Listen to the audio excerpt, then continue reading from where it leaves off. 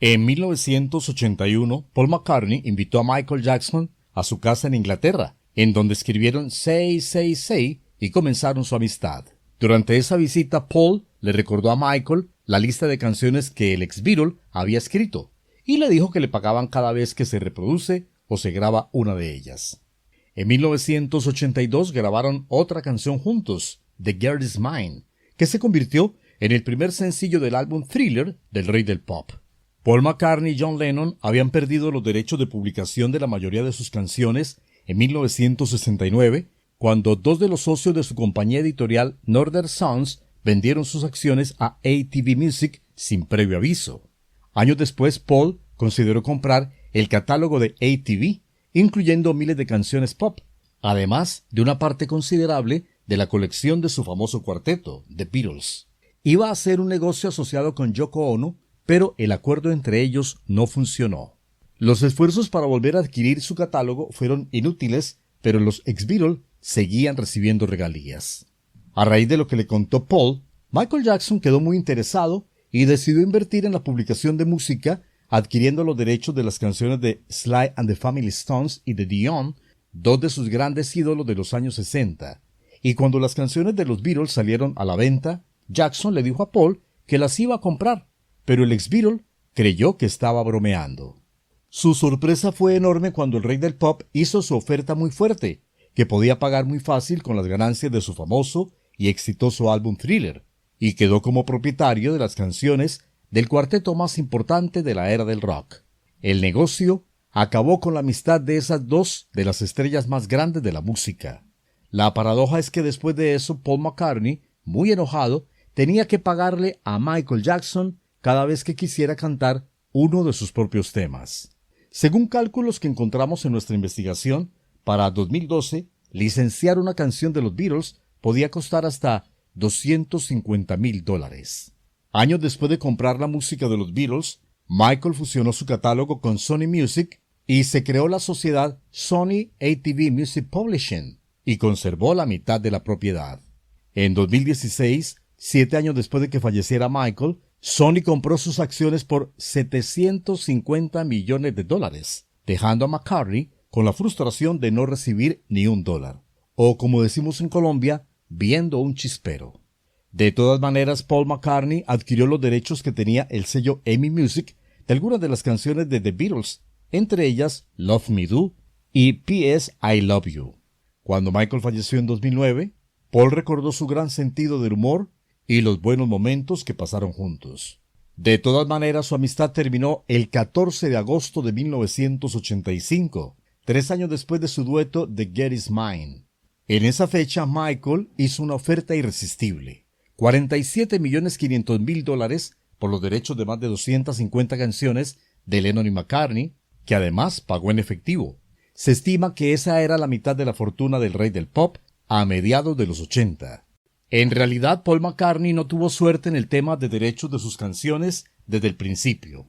El punto de partida de esta historia está en 1963, cuando los Beatles grabaron el álbum Please Please Me, el primero de la banda, y a raíz de una mala gestión del manager de ellos. Él, John Lennon, Paul McCartney y Dick James, músico, cantante y empresario británico, crearon la compañía Northern Sons para publicar las canciones compuestas por Lennon y McCartney y algunas de George Harrison y Ringo Starr. Pero las condiciones pactadas eran abusivas y por supuesto pésimas para los jovencísimos e inexpertos Beatles. La editorial de Dick James, Northern Sons, adquiriría todas las canciones que a partir de la firma del contrato escribieran ellos y se quedaría con el 45% de los derechos que generaran los temas. 4 años después de eso, y tras la muerte de Brian Epstein, el manager del grupo, en 1967, Lennon y McCartney intentaron renegociar ese contrato con James, pero en 1969 este vendió los derechos de Northern Sons a la compañía británica Associated Television sin avisarles a The Beatles. 21 años después de hacer esa sociedad tan desventajosa para el cuarteto de Liverpool, en septiembre de 1984, Michael Jackson hizo una oferta para quedarse con los derechos de esas canciones por unos $46 millones. Todo a espaldas de su amigo Paul McCartney. Pero la empresa Holmes & Court que era la que tenía en esos momentos los derechos, no le iba a permitir un negocio tan fácil a Michael. Entonces le contaron a Paul de la oferta y le propusieron que comprara su propio catálogo. Paul se puso furioso al enterarse que su amigo Michael se aprovechara del consejo que le dio y que se quedaría con sus canciones. Lamentablemente, al parecer, Paul no tenía ese dinero para comprar sus propios temas. 11 meses después, en agosto de 1985, Holmes Akur le vendió el catálogo a Michael por $47.500.000. Dicen que esa era la mitad de su fortuna en esos años. Una de las condiciones era que los pagara en efectivo. Así Michael Jackson se hizo dueño de los derechos de reproducción de las canciones de los Beatles, escritas por Paul McCartney y John Lennon entre 1964 y 1970, que fueron decenas. Entre ellas, algunas tan famosas como Help, Yesterday, Hey Jude y Michelle.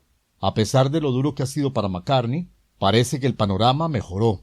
Las leyes estadounidenses sobre derechos de autor establecen que después de 56 años, los cedidos a terceros pueden ser reclamados por sus autores y vuelvan a ellos.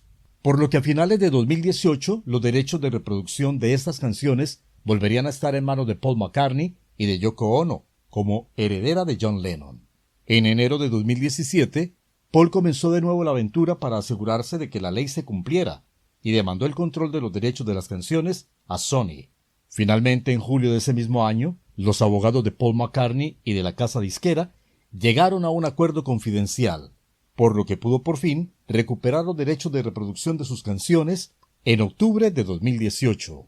14 de agosto de 1985, una fecha con historia, fue cuando Michael Jackson se quedó con los derechos de las canciones de The Beatles por $47.500.000.